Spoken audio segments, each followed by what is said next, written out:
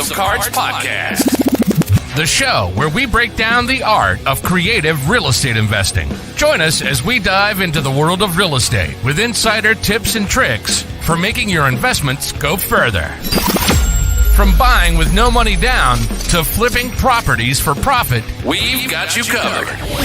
Plus, stay tuned for expert guest speakers who will share their knowledge and experience in this ever-changing market. So grab a seat and get ready to learn the secrets to success in real estate investing.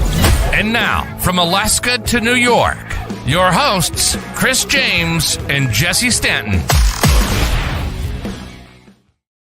Let's go, baby. Let's go. Good morning. Good morning. Good morning. Good morning. Well, I guess good afternoon for some of you guys.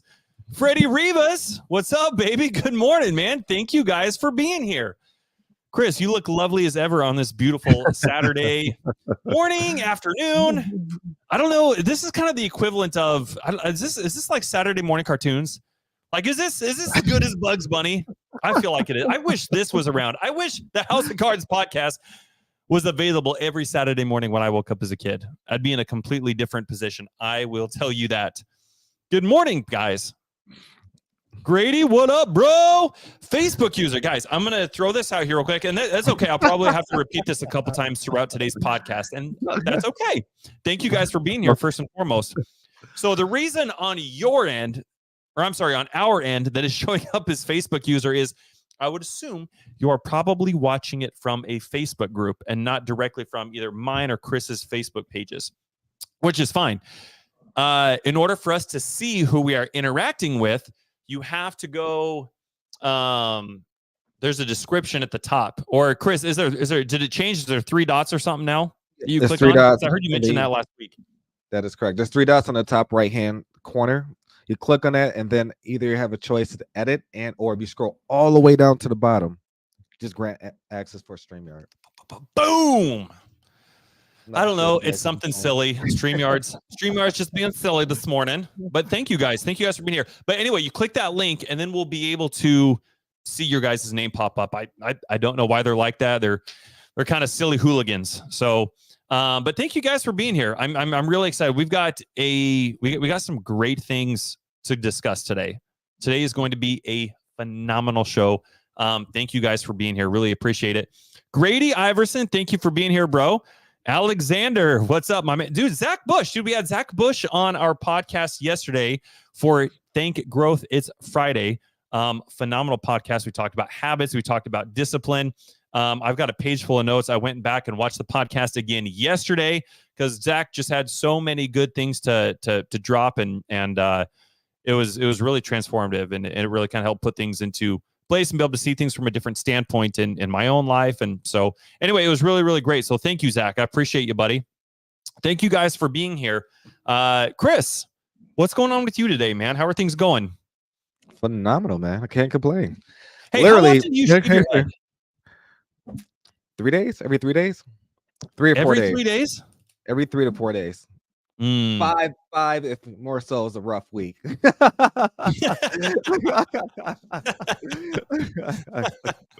But it's going great, man. I can't complain at all. More so, there's a lot of great things that just reflecting. There's a lot of things I'm doing now that I would have never thought I would be doing years ago.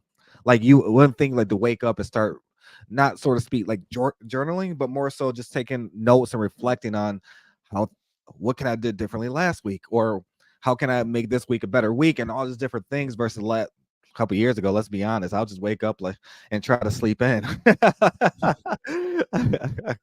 So it's definitely very, people think I'm crazy, but I love it. I can't complain, man. The early mornings, 4 or 5 o'clock in the morning, getting up, and I was never a morning person, man. Never a morning person. Yep. Like, you call me before 6 a.m. You're getting cursed out. And now you're the one doing the calling. Yeah, absolutely. You know what, guys? Chris and I had a conversation. It was a couple days ago, bro. On average, we probably speak like 5 times a day. We always have a standing meeting at the same time every single day at a minimum, but we know we're going to talk multiple times a day. And we were having a conversation a couple days ago, and I want to share something with you guys just right off the get-go. Just, you mentioned intentionality. You mentioned being able to reflect and get some clarity on what you're doing, what's working, what's not working. I don't know if a lot of people know this. Only when you look at where you are right now, when you look at the results that you are wanting to get, all of the results, 100% of the results, guys, from what you guys are getting, what you guys are doing, are only coming from about 20% of your efforts. So only about 20% of what you're doing is accounting for 100% of the results you're getting. In your relationships, in your assets, the money coming in to your account every single month, everything. And so what Chris is talking about is being able to go back in, get more intentional with reflecting and understanding what that 20% is, understanding what's working, what's not working, which meetings are actually pushing the business forward versus meetings where it's just updates. And being able to go back in and see, because of a meeting that we had on this date, this was the byproduct. This is what happened because of this meeting. What was said during this meeting? And Chris takes notes like a mofo. Like ever since I've known him, we've been business partners for going on almost 2 years now. He still pencils with a feather, and he's got a scroll that he uses to take notes on, in addition to his AI. I mean, these guys got notes like everywhere. And he is intentional like a mofo when it comes to taking notes and understanding what's working, what's not working in order to be able to push the businesses forward. And it's awesome. Grady said the never-ending scroll. Oh, 100%, man. He was a scribe in his previous life for the Egyptians, man. He was if Chris was a king who did his own scribing. That's what Chris was. And we were having a conversation, and he brought up when he and I first met. And that's really kind of the essence of what I want to talk to you guys about today, what Chris and I want to share with you guys. Chris and I both met. Man, every time somebody either asks us this or we talk about it, I always say that I'm going to have to come up with a better story than what this is. It's that old, classic boy meets girl story, except it's boy meets boy here in the professional sense. And we met at a mastermind in Phoenix, and it was one of Pace Morby's masterminds. And during this mastermind, he shared a story with us, and I'll share that story with you guys real quick. He said he got a call from one of his friends, and his friend was like, Pace, I need you to get down to my office, like right now, like 911 emergency. I was like, oh shit. Okay, let me drive on down there, man. Facebook user. It was love at first sight across the duck pond. So Pace goes over to his buddy's house, and his friend is like, there's like 10, 12 people there. And his friend tells everybody, says, hey, I need to know what's in your bank account right now. I need to know how much money you guys are making. And that's a pretty loaded question to ask somebody. Would you guys agree?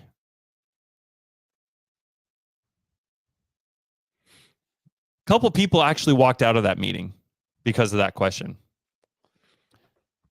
But for everybody else who stayed, Pace's friend said, I want each and every one of you guys to be making 25% more in your business by this time next year, or you are out of the business. Or I'm sorry, you're out of the circle. It's like, that takes accountability to just a whole new level over here.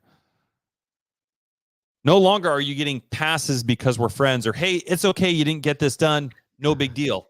It's, hey, you're either doing this or you're out. We're moving on without you. And I was like, oh my gosh, dude, like that is what I need. That's the level of accountability I need. That's the level and caliber of people that I need to surround myself with. And the night prior to this mastermind starting, I saw Chris across the duck pond. And we were chatting, and so I got to know him a little bit over some tacos. And as soon as we had that next break, I approached Chris in the hall and I said, dude, we need to build a board of advisors with 4 or 5 other people. And we need to have this level of accountability where we all meet together weekly. And it's like, hey, I want to know what's in your account. I want to know how much money you're making. And I'm going to hold you to this standard. Because I only want to be around people that are growing, that are going to hold themselves accountable, that are going to push, and people that are going to hold me accountable, and people that are going to push me and bring me up. And we ended up doing that. That's how mine and Chris's relationship started. We went and found, I think, 3 other people. I think we had about 4 or 5 people total, including Chris and I. And we would meet every single week for, when was it? This was between March and June, for about 3 months, I guess. Yep. We were meeting every single week for about 3 months. And it was phenomenal.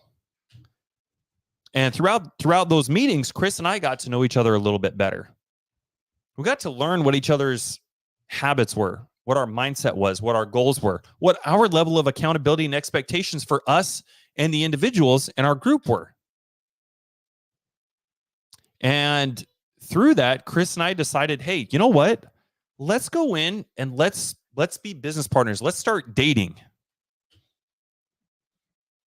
And let's start dating for the next 90 days. I don't know how many people know this. Chris is not an integrator. Chris and I are both visionaries. We don't have an integrator in our business. Here we go. Here we are going on 2 years, and we still don't have an integrator. Now, the reason I bring that up is because Chris and I have both been in previous partnerships before he and I got together. Now, for me, that was the thing that was always on my radar. I always thought, well, if I'm a visionary, then I've got to go find an integrator. In my humble opinion, that couldn't be further from the truth. But several of the partnerships that I had before Chris, that was one of the things that I thought needed to be on my radar in order for me to get to the level that I was trying to play at. So instead of looking at other characteristics or attributes that are actually going to help me get to where I want, I was solely filtering the people that I was partnering with based on whether or not they were an integrator or not. And well, you can tell how those partnerships ended up playing out. They didn't. One of the things I love about Chris, and we're going to get into our first 60 days in our partnership and how we cleared $72,000 in 60 days with 0 overhead, guys, without spending a dime out of our own pocket. Chris, so far, is there anything you'd like to add or anything that I'm missing in the timeline or the gaps or anything that would be pertinent for everybody to know? Yeah, no more. So I'm glad you mentioned that we both was in separate partnerships prior to us, right? Mm-hmm. And a lot of people think when you join in a partnership, you're going in, you have to go in with somebody you already know, or somebody like your best friend for 15 years. It's got to be that partner because that person knows me in and out kind of thing. But that's not the case. That's not the case at all. And I'm so glad you mentioned that more so before us meeting. We did go through other partnerships and it didn't work out, and it's okay. Mm-hmm. It is totally okay. You know, one thing that Jesse and I, we did, you know, we took accountability for whatever to happen in those partnerships, right? Everything happens for a reason. I truly think more so that Jesse and I learned from those experiences, those partnerships, of what to do and what not to do. And there's a large variety of a lot of things that could have been done, right? But a lot of people always not reflect, but more so dwell on the past instead of actually learning, taking it and run with it and learn about the future, how you can change it. Yep. And that's where things get kind of sticky, so to speak. So I'm glad you brought that up. Extreme accountability, because you mentioned accountability, and I know that's one thing that has completely transformed not only my life, but my businesses, our relationship.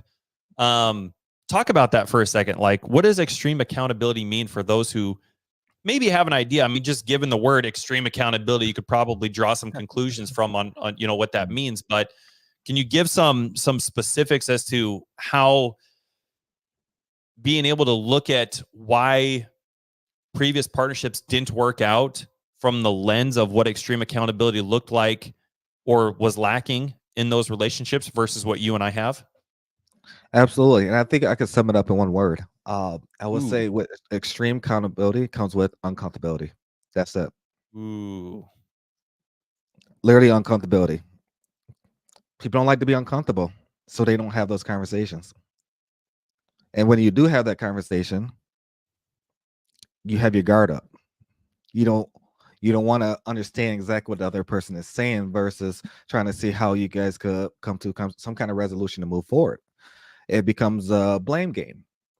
It becomes more so. It's just a lot of different things that when it comes to uncomfortability, it becomes hearsay.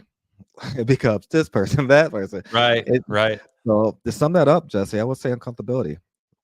Dude, uncomfortability. I thought you were going to say, I thought you were going to go summing up extreme accountability in one word. I thought you were going to go accountability. But uncomfortability, dude, that is perfectly, that is well said. Guys, let me know in the chat real quick, because I'd love to make today's show as two-way communicative as absolutely possible. Let me know in the chat. Have you guys ever been in partnerships before or had people work underneath you where things weren't moving along, and it's so easy to just point the finger and say, oh, well, my partner was supposed to do this. It clearly falls under their realm of responsibility. It clearly is within their role, but this didn't get done. It's their fault. It's Sheila's fault, or it's Jan's fault, or it's Tom's fault. It's so easy to do that. And we don't really get anywhere from that. And one of the things that I loved about Chris was being able to look back at those relationships through the lens of extreme accountability. Because a lot of those partnerships that fell apart for multiple reasons. But I could see being able to look back at it from an extreme accountability perspective. It's like, oh my gosh, even though this was my partner's responsibility, this was something that they were supposed to do. How could if I was to look at it and say, this didn't get done and it was my partner's job and it's my fault? Being able to look at it and ask yourself that question. And I encourage you guys real quick, look back at other partnerships that you have had, or maybe even a partnership that you're in right now. And if things aren't working out, if things aren't getting done, if things are getting missed, how would things change, or what actions would you change if you looked at that and said, even though it's their responsibility, it's my fault that this isn't getting done? How would that change what you do? How would that change the person that you are? How would that change how you think? When the ball's not getting brought down the field, when the needle's not moving forward, when money is not coming in, it's so easy to just point the finger. What's hard, the uncomfortability that Chris is talking about, is having that difficult conversation and saying, hey, this isn't getting done, but I'm here to support you. What can I do? What's going on in your life? Where can I help? And taking that extreme ownership, that extreme accountability to an entirely new level. Where can you be a better support system? Where can you be a better brother? Can you be a better sister? Where can you be a better accountability partner? And one of the things that I love about Chris, amongst many things, is his mindset. He's willing to do anything and everything in order to freaking win. And I like to think I'm the same way. So when it doesn't matter what needs to be done in the business, either he and I, it doesn't matter what the role is or whose area of responsibility is, between the two of us, we will ensure that it gets done, whether that's he or or me actually doing it, or us finding somebody or finding the right person to bring in to do that. And had I had on the blinders, like I previously did in previous years, and said, "Oh, Chris, you're a visionary. I can never be a partner with you," I would have missed a huge opportunity.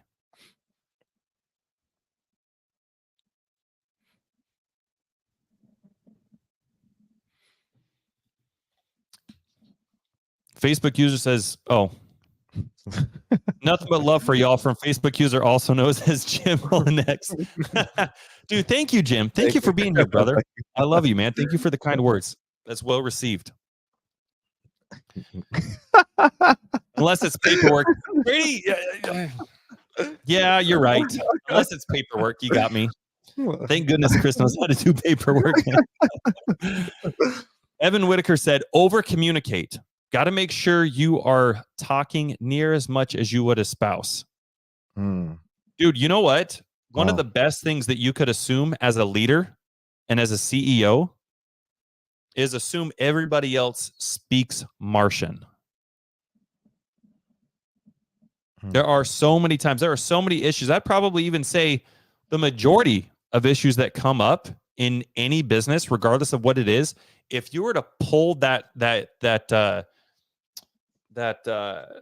string of yard and unravel it and trace it back to where the bottleneck began or where the issue began, more often than not, it's going to be some sort of miscommunication or misinterpretation. Whether that's expectations or whatever it is. If you treat everybody as if they speak Martian, Shannon said, and unclear expectations, 100%. So one of the things I just wanted to reiterate for anybody who's in this position, if anybody is looking for a partner right now, maybe start an accountability group with them.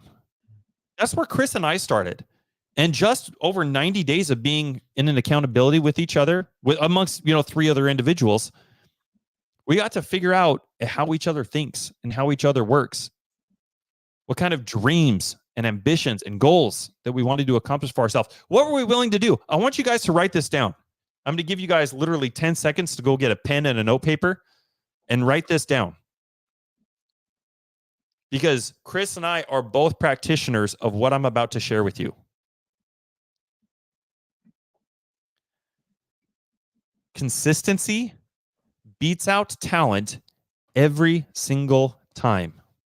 I'm going to repeat that one more time. Consistency beats out talent every single time. That is the only reason why Chris and I were able to make $72,000 in 60 days. Now, I wanted to give you guys some context leading up to this real quick. Chris, is there anything that I missed before we pivot and start getting into where we started and how we made this money? No, I think you hit the nail right ahead, man. Perfect. Right Perfect. Ahead. Awesome. So with that said, when we decided to go into business with each other, Grady said, love that. Learn more about them and what they do through action and accountability. Dude, 100%, man. Go be in an accountability group with somebody for 90 days. See how your life changes after that. I think so many people, they jump into business and they act and they execute out of scarcity and convenience. They hire out of scarcity and convenience. They bring somebody on out of scarcity and convenience. Oh, this person's an integrator. They must be a good fit. Or if an integrator is saying, oh, this person's a visionary, they must be a good fit. Thank you, Grady. I 100% I 100% agree with that. Thank you so much. So, Chris, describe for everybody when our business model, when we first went into business with each other, our partnership started on June 1st of 2022. And coming up on our 2-year anniversary, by the way, Chris is coming up. We're going to have a lovely anniversary. We're going to get a room at Alyeska. It's going to be great.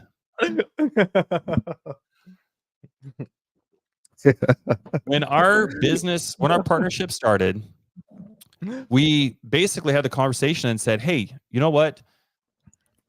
it seems like there's something here over the last couple months. It seems like there's some sort of chemistry. It seems like we're in alignment with what we're wanting to do. And in an effort of seeing how we're going to work together over the course of the next 90 days, before we start deploying all sorts of capital, hiring a VA and generating leads and doing all these things, let's kind of back this up a little bit. Let's figure out what we are good at. What are our roles? And then how do we just go and monetize that? How do we focus on one thing? And then start filling in the gaps here. Now, for us, what we ended up doing was we said, hey, in an effort just to see how we're going to work together, our plan was to just go help as many other investors as we could get their first deal. That was our intention. That was our goal. Let's just go help as many investors as we can, struggling to get their first deal. Let's help them move that ball down the court. Now, Chris and I are both terrific on the phones. We're both outstanding negotiators. We're both really great communicators. We talk to everybody like they're Martians in a good way, with respect and love. So that's where we started. The problem is that most people, when they do that, when they're looking for people that they can go make money with or people to collaborate with, one, they're not intentional with it. I love to use this metaphor because it's so true. People literally wake up as if it was on accident. And then they run the rest of their day as if just being here on this earth was on accident. Almost like they're Adam and Eve. It's like, oh, holy cow, I'm here. Let's go take a look at this fruit tree over here. Let's go look and see what's going on over here. And that's kind of how they go about their day. They wake up and it's like, oh my gosh, well, I slept like shit. Let me see what's on Facebook. Let me do some doom scrolling real quick. Let me see who hopped into my DMs. Let me see what kind of comments. What did I get tagged in? Who's on the gram? And they live their day and their life in complete randomness. Guys, write this down. If you live your life in randomness, you will continue to live in the land of mediocrity. If you live your life in randomness, you will continue to live in the land of mediocrity. So Chris and I, already both knowing this, we said, hey, we can't wake up every day. If we're going to help as many investors as we want to, we can't just wake up every single day as if it was on accident. We can't just wake up and have no idea how our day is going to be ran, how it's going to be structured, who we're going to talk to, when we're going to talk to them, what we're going to talk to them about, what medium we're going to talk to them through. Are we going to talk to them through Instagram? Are we going to talk to them through Facebook? Or is it going to be on Messenger? Is it going to be a Zoom? Is it going to be a phone call? Is it going to be a text? Where are we going to talk to them? What are we going to talk about? How many people are we going to talk to today? How many people are we going to talk to tomorrow? All of these things, we have to have clarity on all these things. Again, we can't just wake up. Most people wake up and they just hop on every random call they can. There's no consistency. Sometimes they'll talk to 20 people in a day. I mean, if you're talking to 20 people a day, how efficient and how intentional and meaningful are those conversations to begin with? But how are you talking to them? Are you talking to 20 people the next day? Or are you talking to 2 people the next day? So Chris, kind of break down for everybody. This was our thought process going into this.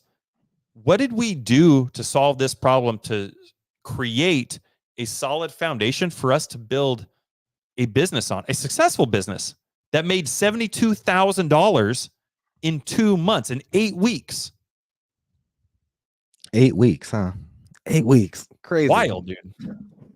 Literally, people are making that a year. But imagine making that in 2 months. Just think about that. Just think about that. Dude, it's wild, dude. Yeah. But some of the things that we did, it's crazy to think about it right now, man. It's crazy to think like where we actually started from and where we're at right now and what's to come in the future. It's kind of surreal, to be honest. During this data phase that Jesse and I were in, we did a lot of things. One, we stayed consistent. 2, we built something, as you guys may or may not heard this before, but something called Calendly. We met with a significant amount of individuals not just any What is individual. Calendly? Calendly is something that Jesse put me onto when I first got into real estate. It's more so like appointment setter or a calendar that has all your appointments. You can put some kind of association with Zoom, Google Meet, whatever you prefer. I don't like Google Meet. I'm not a huge fan of it. Yeah, I can't believe people are still using that and Microsoft Teams. It's like, come on, guys. Well, let's just hop on a Zoom and call it a day, guys. Yeah. What are we going back to 2015?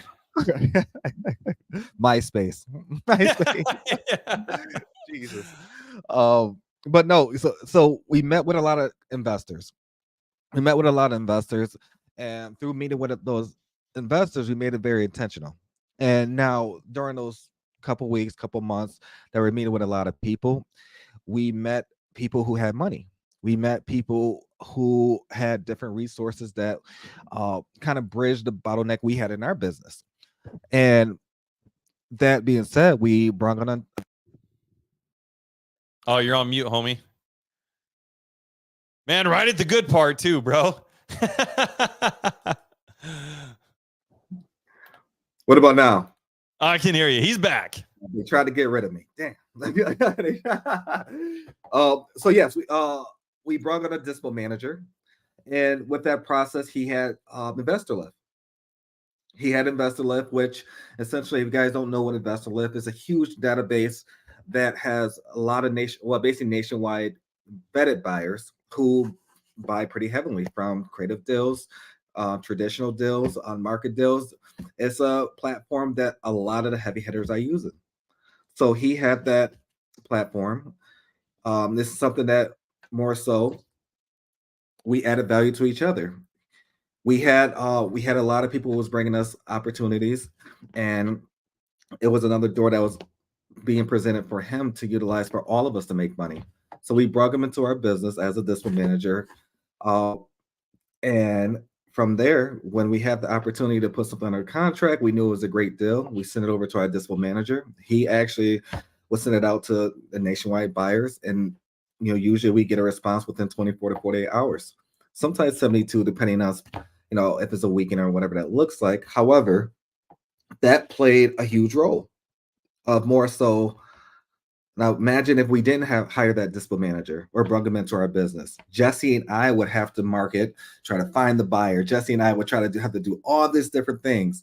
Now, even then, a lot of people will think before trying to bring somebody into your business, they have to try to think, what kind of CRM do I need? What kind of LLC do I need? What kind of this? What kind of that? And then that's when, oh my gosh, yes, those 2 months becomes 2 years, and you're still trying to put all the pieces together. So from that point, literally, we realized we had something, because by not just the opportunities that we had for the dispo manager to put on his platform, it opened up not just the marketing, but a door to where a lot of investors realized, okay, these guys can move deals. We can help people not just move them, but also potentially even buy it. Although we wasn't buyers per se at that specific time, but it gave the opportunity to do so, which within that, it happened so quickly. We didn't realize how fast it was happening until we realized, oh shit, we just made about $72,000. And it was just happening routinely. It was literally happening routinely. And then it got to a point where, okay, let's ramp it up. Let's bring in an acquisitions team. Let's do this. Let's do that. And no, guys, we did not have any VAs. And hell, we did not have any overhead at all.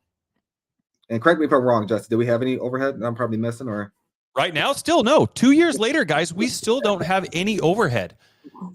One of the things that Tom never did. every business needs to have leverage. Yep, absolutely. There's a handful of ways to create leverage. One of the most common ones is obviously cash. One of my favorite, and one that Chris and I are both very, very good at, is collaboration. Yeah. You create so much leverage through collaboration. Like Chris said, we filled up our Calendly because we can't run on like it has to be on autopilot. We can't wake up just not knowing what we're going to do every day. Right. So like Chris said, we set up a Calendly account and we scheduled it out for 8 hours every single day, 6 days a week to network with individuals. So for those first 60 days, 8-hour days, that doesn't include time to call sellers. That doesn't include time to call title companies, or literally 8 hours a day scheduled out, blocked out. And it's the same times every single day. Now they started out at 8 a.m. Eastern time. That was when our first meeting hit. It was at 8 a.m. And then they were like an hour or 2 hour long increments after that, spread throughout the day. So for those of you guys who don't know, 8 a.m. Eastern time is 4 a.m. in Alaska. Now, this goes back to why Chris and I dated, or like we were in an accountability group. This is why having an accountability group is so stinking important here, guys.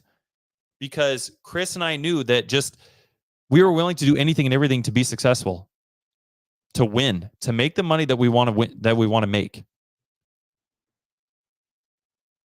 When we first started that was step one, starting our Calendly account. If you guys don't have a Calendly account, go do this right now. Go do this right now. Go create a Calendly account and schedule these things out. So when you wake up, your schedule's already built. You know who you're going to be talking with that day. You know how long you're going to be talking to them. You know what you're going to be talking about. And it's the same thing every single. You take all the guesswork out of it. People who are building businesses, people who are making money, they're taking the path of least resistance here. They're looking at this like, man, how can I wake up today and not think? Well, I can put a schedule together today. I remember, I think it was either Bill Gates or Warren Buffett. I remember hearing this a couple years ago. I don't remember which one it was, but one of them said something to the tune of, if I can wake up and just make 3 decisions a day, then I'm doing good. And I'm like, oh my gosh, at the time, like this was a few years ago. So at the time I'm like, dude, I'm making like 1,000 decisions a day. Like, how do I get to the point where I'm making 3 decisions a day? And guys, doing things like this is where it starts. So we were meeting with almost 200 people a month. Now, of course, on top of this, we had people reaching out to us. So we had 8 hours a day scheduled meetings and people reaching out to us on top of that. When you're meeting with that volume of people, just like Chris said, tell me you're not going to find money. Tell me you're not going to find deals. Tell me you're not going to find people to collaborate with. Now, while we were having conversations with these individuals, we were helping them be a resource. We were connecting them. This is where Chris and I started building our connector skills because we were just doing nothing but networking. So we started making money from connecting people as well. We started monetizing that skill. And then for people who had VAs and had deals coming in, but what they didn't have was either the skill nor the time or the resources to be able to follow up with those individuals. That's where Chris and I came in. We'd have a conversation with somebody. We'd understand what's going on in their business. And they'd say, well, I've got a VA coming in. I'm hiring a VA, or I've already got a VA. I've got leads coming in. Guys, I'm the bottleneck in my business because I don't have the skills or the resources to be able to continue following up with these individuals. And so, boom, Chris and I said, we will do that for you. The great thing about this is when you know what your avatar is, when you know what your superpowers are, and you're not putting yourself in a position to try to do the paperwork, to do the lead generation, to find buyers, to Chris's point. Dude, that leaves you open up to monetize and make a shit ton of money just doing the one thing that you're naturally good at. So if Chris and I are just closing deals, then the next question is, oh my gosh, well, here's where I can be of service to these other individuals that need closers. They're already paying for the systems. They're already paying for the VA. They're already paying for the dialer. They're losing money by not having Chris or I come in and close these deals for them. And as we started meeting with more and more people over the course of the weeks and months to come, we started getting overwhelmed. They're like, well, we can't no longer do this. So guess what? We started building out an acquisitions team, and our acquisitions team was plugging into everybody else's CRMs. Yeah. And our acquisitions team was following up in other people's CRMs. Chris and I were also doing the same, as well as supporting our team. So all of a sudden, we had a business going. We had leads coming in. We were being a resource. And this was where everything started for us, having zero overhead, not doing all the things. We were literally focused on one thing, guys. That's all we did. We just closed deals. How do we put ourselves in a position of thinking, oh my gosh, I've got to call buyers. I need to get a list of buyers. I need to understand how to fill out paperwork. I need to understand how to generate leads. How do we put ourselves in that position? Then we wouldn't have been able to solve these problems. We wouldn't have had this thought or this idea and saying, hey, let's just focus on this one thing. Let's make this the one thing that we do. But in doing this, let's continue building these skills. Let's record our calls. Let's go back and listen to our calls. Let's role play with each other. Let's read books about negotiation. Let's share information with each other. Let's build each other up. And that was the one thing that we did. We had 8 hours a day where we did this. Or like I said, our first meeting started at 8 a.m. Eastern time, which is 4 a.m. in Alaska. Even while I was camping all summer long, Chris knows. I'd go right down to the local library. I'd wake up at 3 a.m. I'd go down to the local library. I'd put my laptop in my truck. And I'd be sitting outside the library on the curb, bumming the library's Wi-Fi at 4 a.m. for these meetings.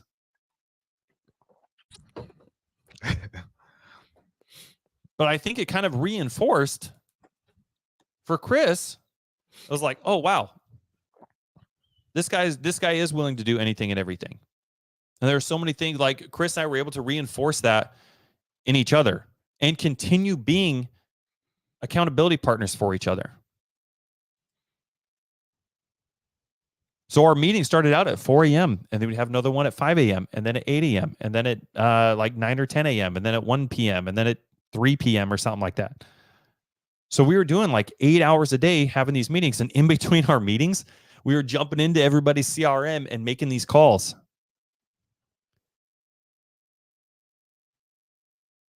It's not about what you're capable of, guys. It's about what you're willing to do. Anybody can do this. That's what's so cool about it.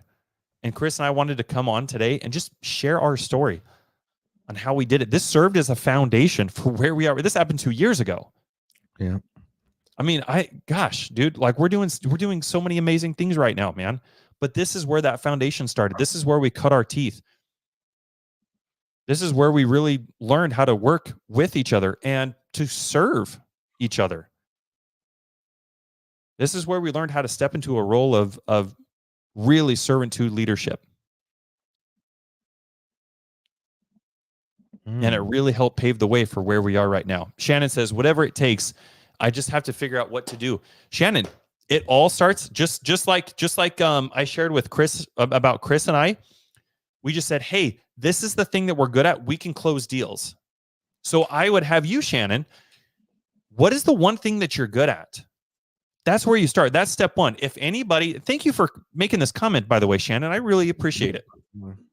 If there's anybody who's in the same position that Shannon is, that they're willing to do whatever it takes, but you're just trying to figure out what to do, right here, step one is understanding what your gifts are, understanding what your superpower is. That's step one. And your superpower, your gifts are different than what your avatar is. They're different than what you're going to actually do to make money. So as you can tell, Chris and I are both social butterflies. So being able to hop on a call or jump into Zoom and network with people was just something that came natural to us. Like, oh, well, let's take the path of least resistance here. How can I accelerate the things that I'm already naturally good at and make it so I don't have to go learn how to do something else. That should be your thought process.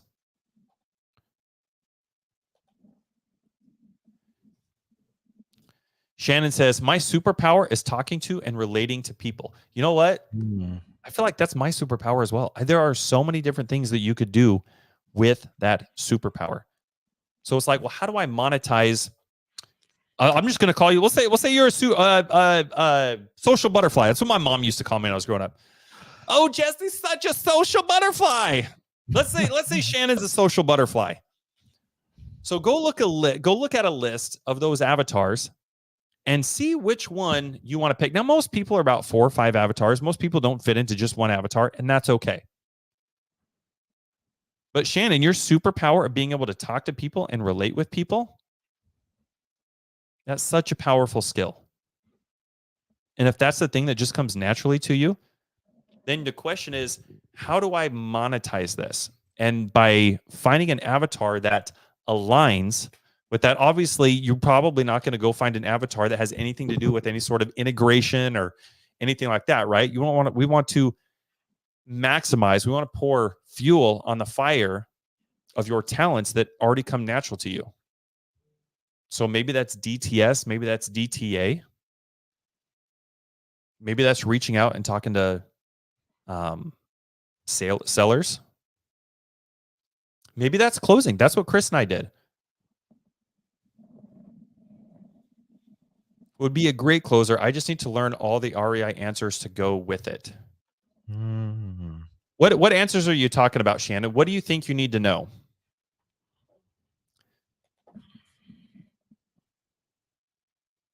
Let's build this list. So what I did was I said, if I'm a closer, then I need to, what are a list of money-making activities? Hey guys, real quick, let's do this for Shannon. And this is going to be a great exercise because it's going to help you guys understand what to do. If you guys are in the same position as Shannon, let's help Shannon collectively right now. In the comments, guys, what are a list of money-making activities that would serve a closer? And by the way, guys, while we're doing this, I want you to think of this. Most people, when they're learning a new skill, a new habit, a new hobby, they do it till it's just good enough. What we want to do is we want to build a list of money-making activities that will enable us to not just do it to where it's good enough, but do it to where we can't get it wrong. That's the level we want to play at. Yeah. That's why focusing on one thing is so stinking important. The level of the money that you bring in every single month in your business. It is a direct reflection of the caliber of skill that you offer and you bring to the marketplace. So let's build this real quick. So Chris Dickerson said, make calls, write down objections, learn to overcome them. Okay, I'm going to write this down. I want you guys to write this down with us. You guys are good. Let's keep going. What are a list of money-making activities? We're doing this live right now. I want you guys to think as we're contributing here. By the way, the reason I'm having you guys do this, do you know the best way to learn something? It's to teach it. So in a way, you guys are helping me teach this. So let's get involved. Let's do this together. Throw these things in the comments. I'm going to write this stuff down. We're going to go through this together. And after you guys understand this, after you've done it, after you've participated in this, then all you got to do is just make it applicable to you. It's no longer we're building this for a closer. Now So Chris said, make calls. 1, I'm going to write down make calls. Okay, let's say you do that for 3 hours a day.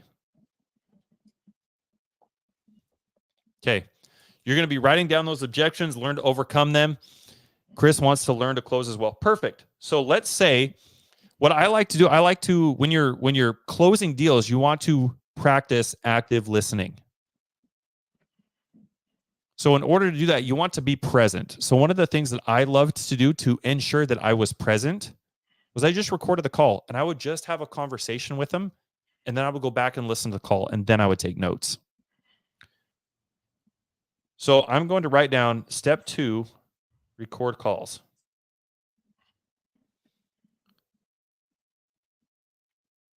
Or let's say listen to recorded calls rather.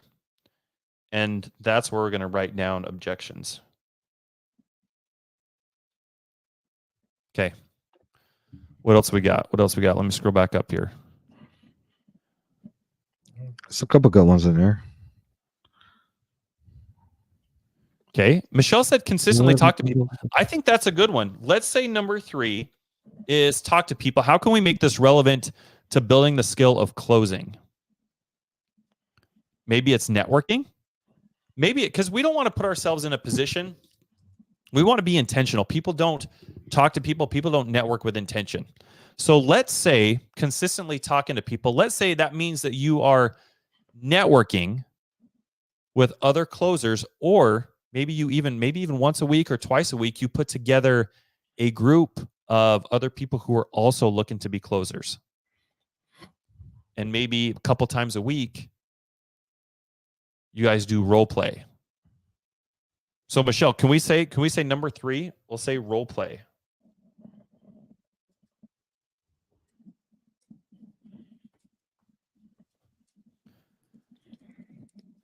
Terry says signing contracts. So Terry, signing contracts would be something a TC would do. So a closer, this isn't something a closer would want to.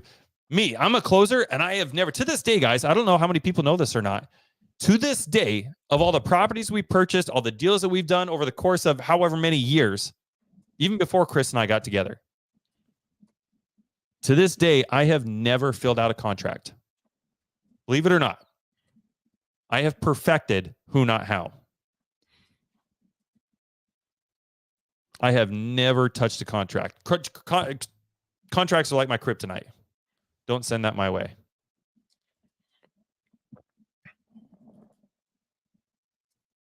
Okay. Evan says raise capital. Evan, I wouldn't even do this. This is a completely different avatar. As a closer, all you want to do is close deals. So if you're just going to close deals, if that's the only thing you're going to focus on, what is the list of things that your day needs to look like? So paperwork would not be one of them. Raising capital would not be one of them. Mark Presswood says time blocking. Yeah, 100%. So right now I want to put together the list of like action items that we're going to do. And then once we get that list together, the next step is to time block them. Grady says, review and record your calls, listen to tonality, watch for posture, really dive into breaking down your calls. Dude, I love that. I think that dude, that's such a great one, man. That's one that I think a lot of people overlook. I think a lot of people don't spend enough time going back and listening to their calls. And I love that you even threw tonality in here. Like when you look at your rate, your speed, your pitch, your tonality, the volume, all of these things matter. There's a tactic, you guys are probably familiar with it, called mirroring. So obviously, if Chris is a seller and he's like, yeah, Jesse, I need to get rid of my house, man. And I'm like, yo, Chris, what's going on, man? Let's sell your house. Like, obviously, that would not be mirroring. I want to mirror how Chris is talking to me. You want to be cognizant of those things.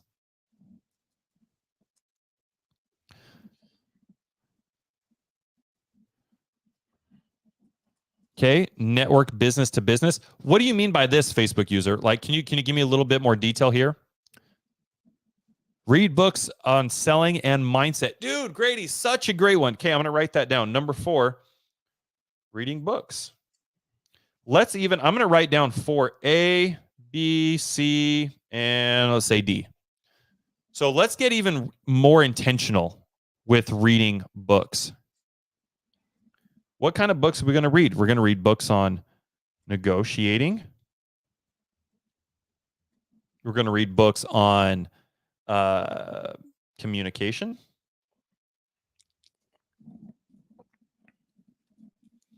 We're going to read books on storytelling.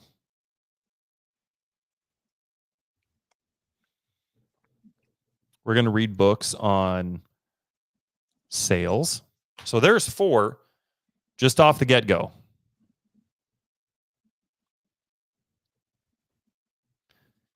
Angel says, reach out to closers and fill in that Calendly. Dude, 100%. So reach out to other closers. Something we want to do. We want to role play. And then 5, fill in that Calendly. 100%. So you have to make time to be able to reach out to these other individuals, guys.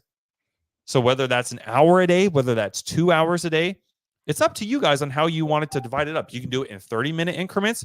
You can do it in an hour-long increment. Chris and I were doing hour-long meetings, which hindsight was pretty long, but it was good. We built some great relationships with individuals. All right, so we've got a set list. So let me go over this real quick. So right now we've got 4 steps, or I'm sorry, we got 5 steps. I forgot to write that down. Okay. So as an example, this is what we do. So we took Shannon's superpower. Shannon is a beautiful social butterfly, and she wants to maximize that characteristic, that trait, that skill, that habit. We want to pour gasoline on this fire. So the avenue in which she's going to monetize those natural abilities is through that of a closer. Now, let's pretend, guys, that being a closer, think of it like an Iron Man suit. Let's pretend like it's an Iron Man suit, okay? You step into that Iron Man suit, and that's how you monetize it. Now, is every Iron Man suit the same? No, of course not. It doesn't operate the same. It's not the same in any way, shape, or form. It doesn't fly the same way. Some of them don't even fly. Some of them do. Some of them have flame things coming out of them. Some of them don't.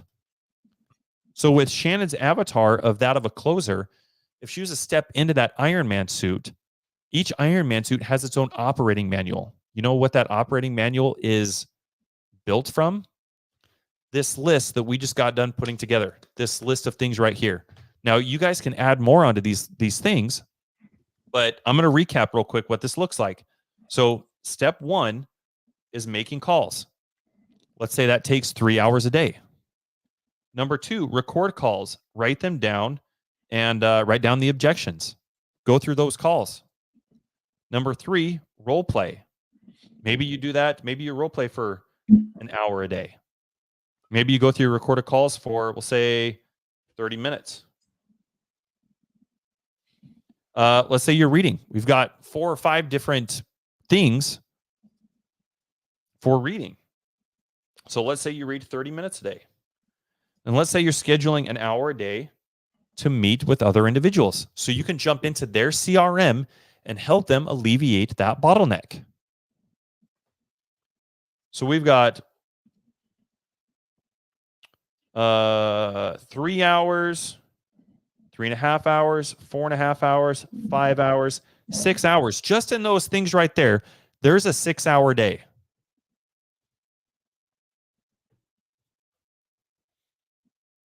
So you can see, if you want to become the Michael Jordan of closing deals, you don't have time to go raise capital. You don't have time to call sellers. You don't have time to go do any of these other things. And if you make networking a part of your regular routine, like Chris and I have, like Chris said, we found somebody through this networking to come in and run Dispo for our entire business. We didn't have to do that. We didn't have to fork out for Investor Lift or any. And Investor Lift is expensive, by the way. I've seen it range anywhere between $10,000 and $40,000 a year. So if you're doing a lot of volume, it makes sense. But we're able to bring somebody into our business from networking, creating leverage through collaboration, not only on the disposition side, but on the acquisition side as well. So guys, all of this to say, if you guys are in a similar boat, this is the formula right here. This is exactly what Chris and I did in the first 60 days of our partnership, and we cleared $72,000 doing it. Thank you guys for being here. Chris, in wrapping up, is there anything that I missed or anything that you'd like to add? No, I just want to say thanks for being vulnerable today. Thanks again for just saying that you guys help, because a lot of people want to do that. There's a lot of people in the comments that I guarantee you that are in a similar situation. And I'm trying to find her right now. There she is. Yeah, Shannon, if you do need more help, not more guidance, Jesse's phenomenal at what he does, for especially coaching, understanding the business breakdown on a higher level. If you still need help, just feel free to reach out. No ifs and buts about it. if any of you guys need help, please feel free to reach out. Chris and I have some exciting things going on, so I'll leave you guys with this. If you guys would love to learn more about the way we talk about this type of stuff, we have a mentorship that we actually started that I think it's safe to say we're accepting more people in here as of right now. We're going to open up some seats. It's $100 down to join and $47 a month. And this is the type of stuff that we go over. So if you guys are also wanting to learn how to scale your business, you need help understanding some of these things, reach out to Chris or I. I mean, shoot, we have Zooms 5 days a week. I mean, for $47 a month to learn these types of things, I wish something like this existed when I first got started. So we're just looking to help and be a resource for you guys any way that we can. We got something really amazing on the horizon coming up in May. So if you guys would love more information, let me know so I can put you guys on the list to receive more information. This is something that Chris and I have never done before. And so if you guys would love to be the first on the list to know about it, let me know. Shoot Chris and I a message just saying you want to be on the list to know more details about what we have going on in May. It's going to be huge. This is going to be a first for Chris and I, and I'm really excited about it. This is going to be the first of many things to come. So let us know, guys. We're just here to help serve in any way that we can. Hopefully you guys got some value today. Hopefully that gift you guys with some ideas on where you guys can get started and what some of those next steps might look like for you guys where you are in your business. That's all I got for you. You guys have an awesome rest of your weekend. Love you guys. We'll talk to you soon. Thanks for listening to the House of Cards podcast with Chris James and Jesse Stanton. We hope you've enjoyed this episode and have learned something new about real estate investing. Be sure to follow us on Facebook and Instagram for more tips and tricks. And don't forget to subscribe on your favorite podcast platform so you never miss an episode.